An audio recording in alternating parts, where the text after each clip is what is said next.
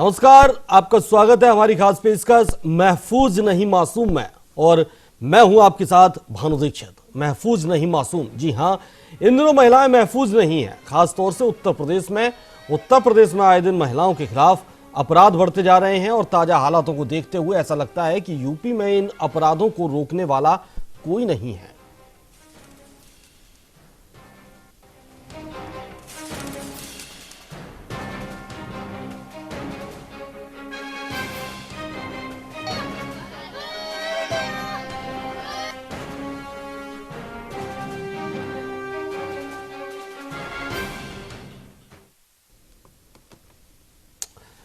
महफूज नहीं मासूम, इस शब्द पर आज जोर इसलिए दे रहे हैं कि यूपी के लखीमपुर में पिछले 20 दिनों के अंदर तीन मासूमों के साथ दरिंदगी की सभी हदें पार कर दी गई, फिर उन्हें मौत की नींद सुला दिया गया।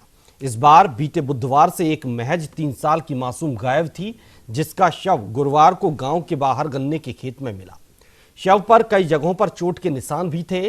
तो वहीं जब मासूम का पोस्टमार्टम किया गया तो सभी भौचक्के रह गए।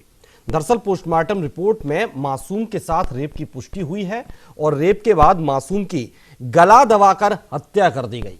वहीं मासूम के परिजनों ने गांव के ही एक शख्स पर मासूम के साथ रेप और हत्या का आरोप लगाया है। परिजनों का आरोप है कि पुरानी दुश्मनी में उनकी बेटी को शिकार बनाया गया। वहीं पुलिस ने मुकदमा दर्ज कर आरोपी की तलाश कर रही है। आपको बता दें कि पिछले 20 दिनों के अंदर रेप के बाद हत्या करने का यह तीसरा मामला सामने आया है। इससे पहले लखीमपुर के ईसा नगर में एक किशोरी की रेप के बाद आंखें फोड़कर हत्या कर दी गई थी। तो वहीं नीम गांव थाना इलाके में एक छात्रा से रेप के बाद गला रेत कर हत्या कर दी गई थी। दरिंदों की दरिंदगी का यह आलम तो सिर्फ लखीमपुर खीरी का है। वहीं उत्तर प्रदेश में कई इलाके ऐसे भी हैं जहां रेप की वारदातों को अंजाम दिया जाता है। खैर, महिलाओं के खिलाफ बढ़ते अपराध को जहां पुलिस प्रशासन रोकने में नाकाम है, तो वहीं रेप मामले में जेल में बंद उत्तर प्रदेश के पूर्व मंत्री गायत्री प्रजापति की जमानत याचिका मंजूर कर ली गई है। इलाहाबाद हाई कोर्ट की लखनऊ बेंच ने गायत्री प्रजापति को 2 महीने की राहत दी है। बता दें कि गायत्री प्रजापति लखनऊ जेल में बंद थे। गायत्री प्रजापति को देश छोड़कर कहीं भी बाहर जाने की इजाजत नहीं है। 5 लाख के पर्सनल बॉन्ड और 2 जमानतदारों की शर्त के साथ गायत्री को जमानत दी है। अब सवाल यही खड़ा होता है कि जहां रेप के बढ़ते अपराधों को सरकार और प्रशासन रोकने में नाकाम है, तो वहीं रेप में मामले में जेल में बंद लोगों की जमानत याचिका भी मंजूर की जा रही है।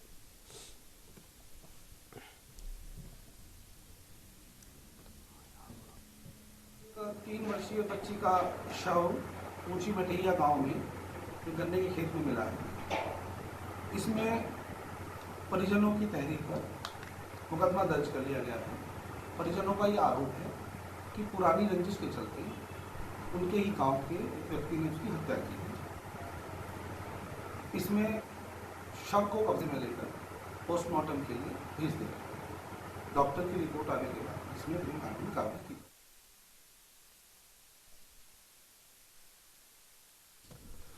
तो इस वक्त इस चर्चा में हमारे साथ समाजवादी पार्टी के प्रवक्ता विवेक साइलस जी हमारे साथ जुड़ गए हैं। विवेक जी, बहुत बहुत स्वागत है आपका न्यूज इंडिया पर।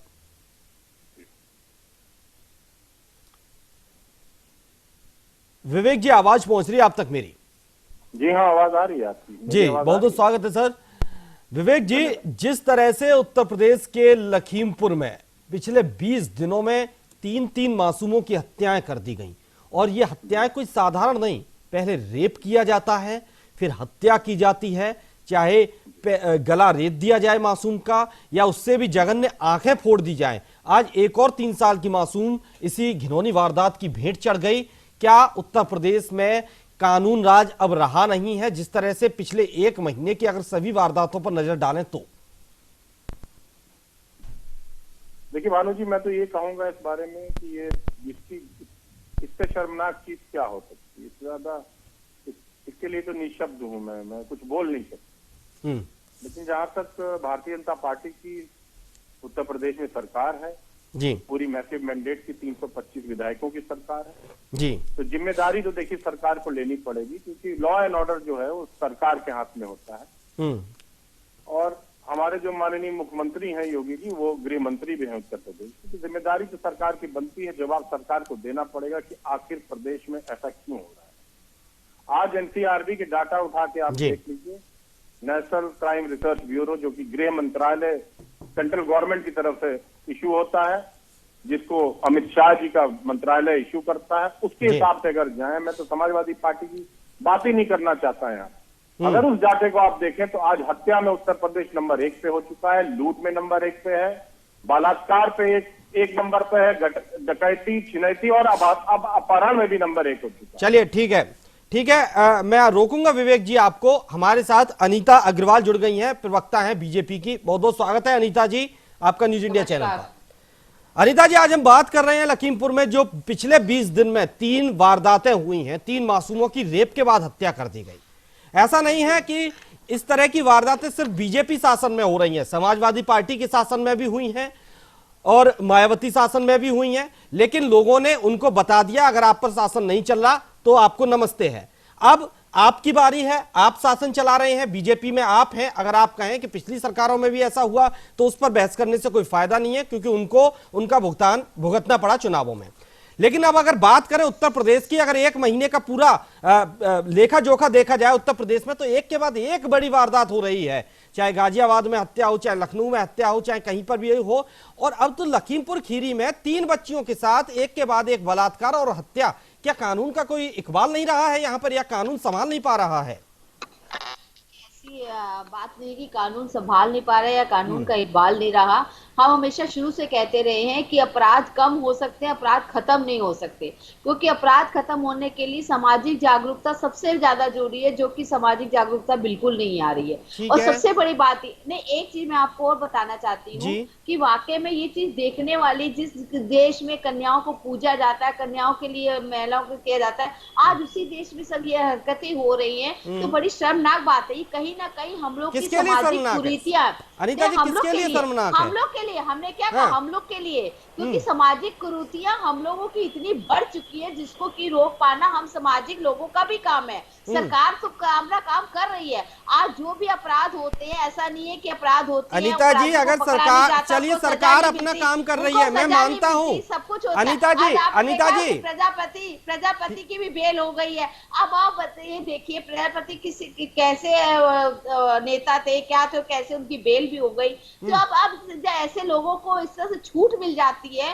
तो यही सब चीजें जो है दिक्कतें आती हैं। और सबसे तो बड़ी बात है कमी कहाँ थी? कहीं ना कहीं जो उनका केस था उसको कमजोर रखा गया होगा, जाहिर उनके केस को कमजोर रखा गया।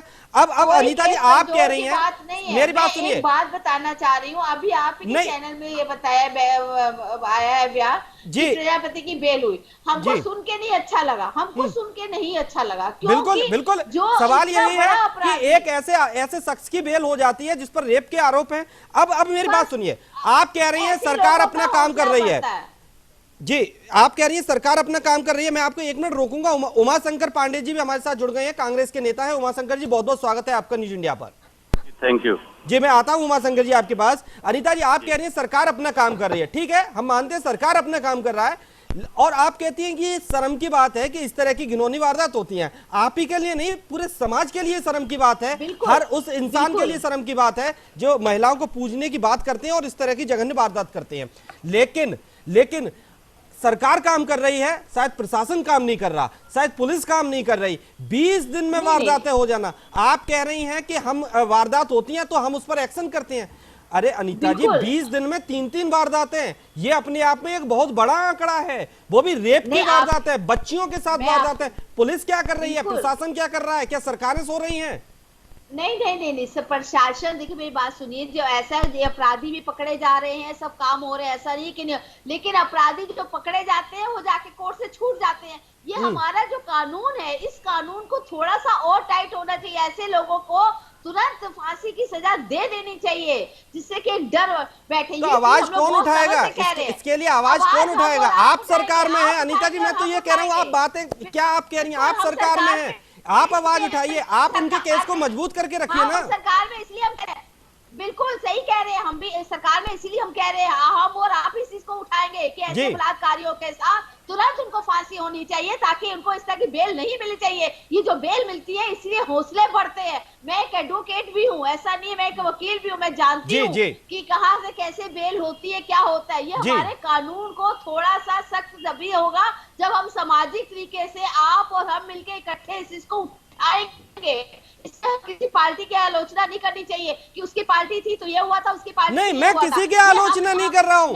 मैं तो ये कह रहा हूं सरकार तो काम कर रही है अपना, सरकार तो काम कर रहे हैं अपना, लेकिन क्या प्रशासन, पुलिस प्रशासन कहीं कमजोर है? बात है, हमारा कानून और सख्त होना चाहिए। जी, वही मेरा सवाल है। कानून में तब्दीली होनी चाहिए, वो तभी होगी जब हम सामाजिक अव्यवस्था से चलिए, हम लोग इसकी आवाज ठीक है, तक उठाएंगे। ठीक है अनीता जी, विवेक जी कुछ कह रहे हैं। उमाशंकर जी आता हूं मैं आपके पास, 1 मिनट में आता हूं। विवेक जी कम शब्दों में। जी उमाशंकर जी, उन लोग को भी आवाज उठानी पड़ेगी जी। विवेक शैलेश जी, केवल एक ये कि भारतीय जनता पार्टी की सरकार में ऐसा हो रहा है, ऐसा ये सब ना कह के एक कानून। मैं ये कह ही नहीं रहा कि आपकी सरकार में हो रहा है अनीता जी। अनीता जी, अनीता जी, हम ये कह ही नहीं रहे कि आपकी सरकार में हो रहा है। हमारा तो सवाल ये है कि सरकार ने तो आदेश दे दिए कि सख्त से सख्त कानून होना चाहिए। सरकार ने अधिकारियों को कह दिया है कि मेरे पास शिकायत नहीं आनी चाहिए। फिर ये अधिकारी क्या कर रहे हैं, फिर पुलिस क्या कर रही है? 20 दिन में 3-3 वारदातें हो जाना, बच्चियों के साथ हो जाना, उनकी गला रेत कर हत्या कर देना, आंख फोड़कर हत्या कर देना, इसको कौन देखेगा? मालूम होगा कि पुलिस में कैसे लोगों का सिलेक्शन हुआ था, अच्छे से आपको याद होगा। मैं कहना नहीं चाहती ना मैं दोहराना चाहती इस बात को कि प्रधानमंत्री जी कह चुके हैं, अनीता जी, प्रधानमंत्री जी कह चुके हैं कि हम उन अधिकारियों को देख रहे हैं जो अयोग्य हैं, काम नहीं कर रहे हैं, उनको निकालेंगे। तो आप उनकी लिस्ट क्यों नहीं पहुंचाते ऊपर? आप उन पर एक्शन क्यों नहीं लेते जो अधिकारी काम नहीं कर रहे हैं? सारा सब काम हो रहा है, धीरे धीरे सामने आएगा आपके पास। ऐसा नहीं कि नहीं, अनीता जी, 3.5 साल हो चुके हैं आपकी सरकार को। नहीं, 3.5 साल हो गए, लेकिन और कितना वक्त चाहिएगा? हमारे अपराधों में ऐसा नहीं कि कमी नहीं आई है। हम मानते हैं कि अपराध खत्म नहीं हुए, लेकिन कम जरूर हुए। चलिए ठीक है, विवेक जी से उनका राय ले लेते हैं। अनीता जी वक्त कम है। जी विवेक जी कुछ कह रहे हैं आप? उमाशंकर जी आता हूं मैं। अभी अनीता जी ने कहा कि अपराध कम हुए हैं। दिल्ली की बता रही हो तो बता रही कि उत्तर प्रदेश अपराध में हिंदुस्तान में नंबर 1 पे पहुंच चुका। मैं इसकी पहली चर्चा। देखिए, जो मुख्यमंत्री इतना बड़े मैंडेट से जीता हुआ मुख्यमंत्री अपने अधिकारियों से काम ना ले पाए, तो ऐसे मुख्यमंत्री को कुर्सी पे बैठने का कोई हक नहीं है। मैं तो पहली बात ये, ठीक है। और दूसरी बात, मैं भारतीय जनता पार्टी के लिए कहूंगा कि 2 साल पहले एक बहुत बड़ा बहुचर्चित कांड हुआ था बुलंदशहर, जहां पर हमारे एक इंस्पेक्टर साहब थे, शहीद सुबोध सिंह साहब, जिनकी हत्या हुई। तो वहां 2 अभियुक्त थे। मैं थोड़ा सा पीछे ले जाना चाहूंगा भानु जी। एक थे आपके योगेश राज और एक थे शिखर अग्रवाल जी। जब योगेश राज की जमानत हुई तो भारतीय जनता पार्टी ने उसको किस तरह से स्वागत किया था, उस समय की मीडिया ने सब कुछ दिखाया। जब शिखर अग्रवाल अरे अनीता जी शांत हो जाइए, रुक जाइए, सुनिए पहले। अरे शांत हो जाइए ना, फिर चिल्लाने की नहीं आता है आपको। इनको शांत कराइए। सुन लीजिए अनीता जी, सुन लीजिए, ऐसे डिबेट नहीं होगी। या तो इनका वॉल्यूम डाउन करिए, अनीता जी सुन लीजिए, अनीता जी सुन लीजिए, कहिए। जी जी विवेक जी। दूसरा अभियुक्त जो था वो था शिखर अग्रवाल, जो पिछले महीने जमानत जिसकी हुई, जब वो छूट के आया तो उसको भारतीय जनता पार्टी ने अपना पदाधिकारी बनाया।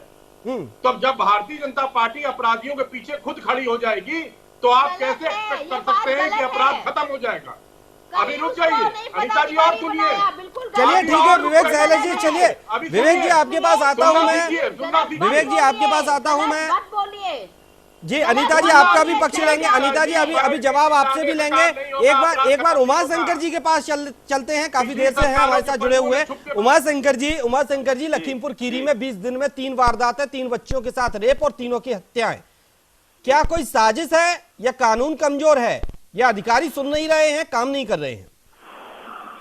देखिए भानु जी, कानून कमजोर नहीं होता, कानून तो वही होता है। मुख्यमंत्री कमजोर है।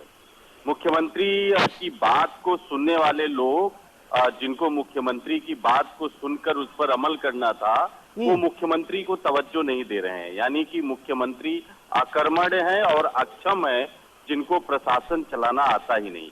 वरना इससे बड़ी शर्मनाक बात क्या होगी कि इस उत्तर प्रदेश में 3 साल की बच्ची के साथ बलात्कार के बाद मार दिया जाता है, 8 साल की बच्ची के साथ बलात्कार करके उसको तेजाब से जला दिया जाता है, 11 साल की बच्ची के साथ बलात्कार करके उसको मार दिया जाता है, 14 साल, 15 साल, 16 साल, ये हो क्या रहा है उत्तर प्रदेश में? और मुख्यमंत्री जी विधानसभा में खड़े होकर इसको रामराज्य बताते हैं। इससे शर्मनाक बात और क्या हो सकती है? आज उत्तर प्रदेश महिला अत्याचारों के मामले में नंबर 1 पर है। आज उत्तर प्रदेश बाल अत्याचारों के मामले में नंबर 1 पर है। आज उत्तर प्रदेश हत्या के मामले में, अपहरण के मामले में, डकैती छिनैती के मामले में, 11 ऐसे विभिन्न अपराधों के मामले में नंबर 1 है। और मुख्यमंत्री जी विधानसभा में कहते हैं यही राम राज्य है, तो ये शर्मनाक बात ही है।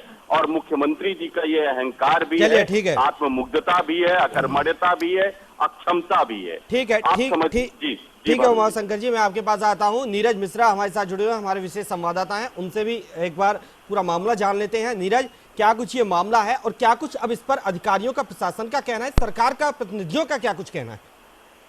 जी देखिए, अगर 20 दिनों की बात की जाए पिछले लखीमपुर खीरी में ही, तो ये तीसरी बड़ी वारदात है जहां पर बच्ची के साथ ये पूरी घटना घटी। तो अब अगर हम पूरे उत्तर प्रदेश की बात करें तो मुरादाबाद में भी एक दिल्ली की डांसर को परफॉर्मेंस के लिए बुलाया गया था, उसके साथ भी घटना घटी। इसके अलावा जो सबसे बड़ी घटना एक और घटी है, उस पर भी मैं ध्यान दिला दूं कि रायबरेली में किडनैप हुई 11 साल की बच्ची का एक कंकाल मिला, उसके भाई की लाश भी जंगल में मिली। आपको इसके अलावा सुदीक्षा भाटी का केस याद होगा, जो कि पश्चिम उत्तर प्रदेश के हापुड़ जिले का था। ये 10 अगस्त के आसपास का केस था। ऐसे तमाम केस की बहुत लंबी फेहरिस्त है जो पिछले लॉकडाउन के बाद लगातार उसमें बढ़ोतरी हुई है। तमाम दावे और वादे किए गए कि इन पर लगाम लगाई जाएगी, लेकिन ऐसा कोई असर देखने को नहीं मिला। पिछले अगर हम 1-2 महीने की बात करें, खासकर महिला अपराधों में जिस तरह से बहुत ज्यादा बढ़ोतरी हुई है, वो चिंता का विषय है। और अब जरूरत है कि नए सिरे से जो कानून व्यवस्था है उसको सुदृढ़ की जाए और जो अधिकारी हैं इनके ऊपर कार्रवाई की जाए। जो एसएसपी और बड़े स्तर पे लोग बैठे हैं, सिर्फ थाने कचहरी स्तर पे कार्रवाई करके काम नहीं चलेगा। बिल्कुल मनीष। अनीता जी, अब मैं आपसे जवाब लूंगा। आपने सभी को सुना, विवेक जी को भी सुना, उमाशंकर जी को भी सुना, हमारे संवाददाता जी को भी सुना।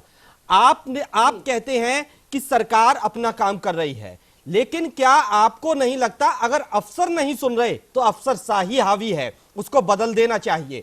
अगर निचले स्तर पर अधिकारी नहीं काम कर रहे तो उनको बदल देना चाहिए, और उन पर बदलना ही नहीं चाहिए, सिर्फ कार्रवाई होनी चाहिए, सस्पेंड तक सीमित नहीं रहना चाहिए, सिर्फ एक ट्रांसफर नहीं होना चाहिए, वहां पर ऐसे काबिल अफसरों को भेजना चाहिए जो पूरे मामले का खुलासा करें और अपराधियों में खौफ भी पैदा करें। और इसके पीछे कहीं कोई साजिश तो नहीं है माहौल बिगाड़ने की, फिजा बिगाड़ने की, ये भी चेक करें कौन करेगा और कब करेगा। जी नहीं, बिल्कुल सही कह रहे हैं। और ये काम होता है, ऐसा नहीं है। जहाँ पे अधिकारी लोग पाए जाते हैं इस तरह से, वहाँ अधिकारियों पे भी कार्रवाई होती है। पुलिस अधिकारियों पे भी होती है, सीओ पे भी होती है, सब पे होती है। और आपने देखा है कि कार्रवाई की गई है। अभी कहाँ हुई है? लखीमपुर में 20 दिन से तो नहीं हुई।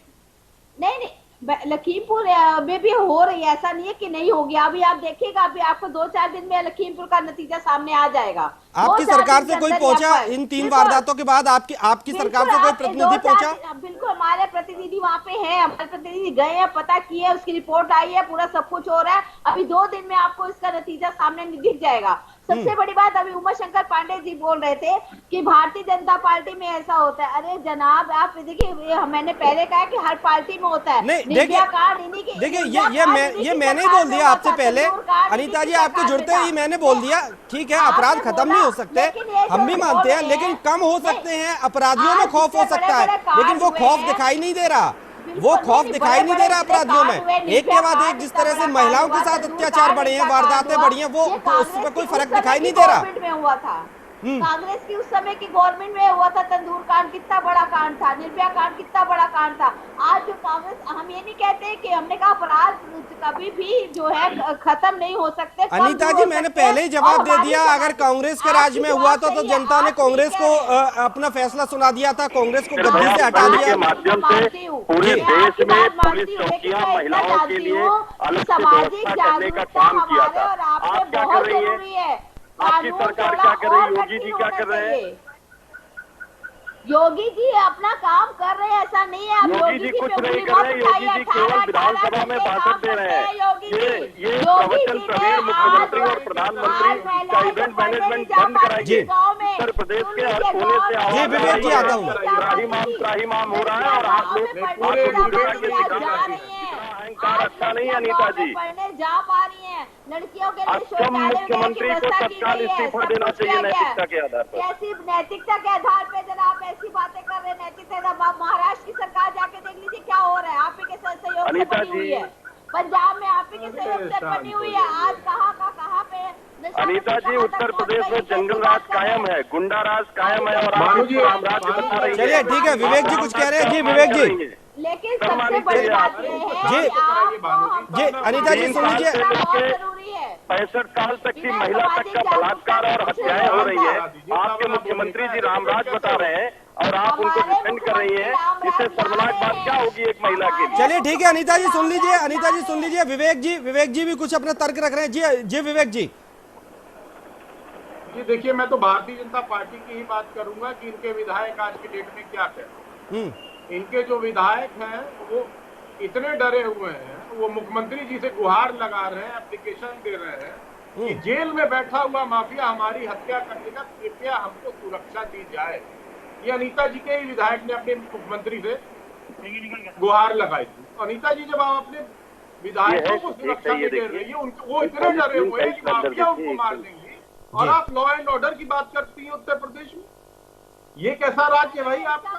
आप ही के जो विधायक है राधा मोहन, अरे सुनिए तो पहले। विवेक जी सुन लीजिए, सुनने का मादा भी रखिए।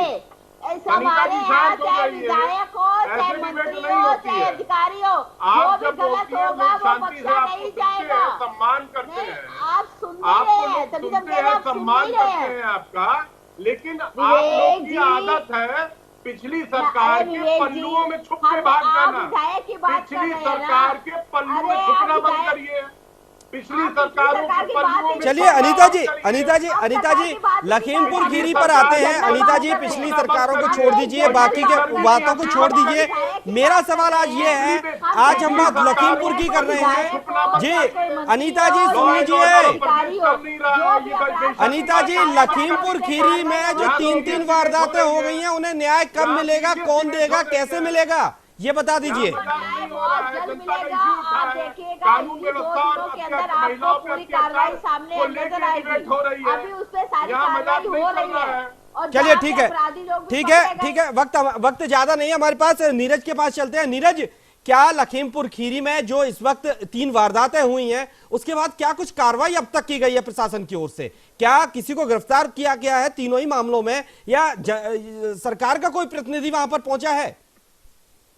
मामले में जो लखीमपुर का ताजा मामला है, इसमें गिरफ्तारी हुई है। जो आरोपी हैं उनको गिरफ्तार किया गया है, ये बात ठीक है। लेकिन सबसे बड़ा सवाल जो है कि आखिर कानून व्यवस्था को खराब करने की हिम्मत कहाँ अपराधियों में? बिल्कुल हिम्मत कैसे हुई? लखनऊ की बात करें तो लखनऊ में पलक ठाकुर, जो कि अब अपने आप को लेडी डॉन बता रही है, उसने किस तरह से एक दुर्गेश यादव नाम के एक युवक की हत्या करी अपने साथी मनीष यादव के साथ, और उसका पूरा वीडियो भी बनाकर ये दिखाने की कोशिश की, हम जो चाहेंगे वो करेंगे, कोई हमारा कुछ नहीं कर सकता। ये राजधानी लखनऊ की बात है, ये ज्यादा दिन नहीं 2 दिन पहले की बात है। फिलहाल वो गिरफ्तार हो गई और यहाँ पर ट्रांसफर पोस्टिंग और नौकरी लगवाने का खेल चलता था उत्तर प्रदेश के लखनऊ में। ये बात तब उजागर हुई जब दुर्गेश यादव की हत्या हुई और पता चला कि 1 करोड़ से अधिक की रकम पलक ठाकुर ने लोगों से इकट्ठा करके सचिवालय में सरकारी नौकरी दिलाने के नाम पे ली थी। मेरा बताने का मतलब यह है कि उत्तर प्रदेश की राजधानी लखनऊ में किस तरह से दबंगई हो रही है, किस तरह से माफियागिरी हो रही है, और लोग वीडियो बनाकर डाल रहे हैं कि हम हत्या कर रहे हैं। ऐसे लोग पकड़े भले जा रहे हैं, लेकिन उनकी हिम्मत बिल्कुल नीरज, आखिर उनकी हिमाकत कैसे हो रही है? क्या पुलिस का इकबाल खत्म हो गया है ऐसे लोगों में? आखिर प्रशासन क्या कुछ कर रहा है? बहुत बहुत शुक्रिया नीरज आपका तमाम जानकारी के लिए। आप सभी मेहमानों का भी हमारे साथ जुड़ने के लिए बहुत बहुत शुक्रिया, क्योंकि वक्त इजाजत नहीं देता चर्चा को आगे बढ़ाने के लिए।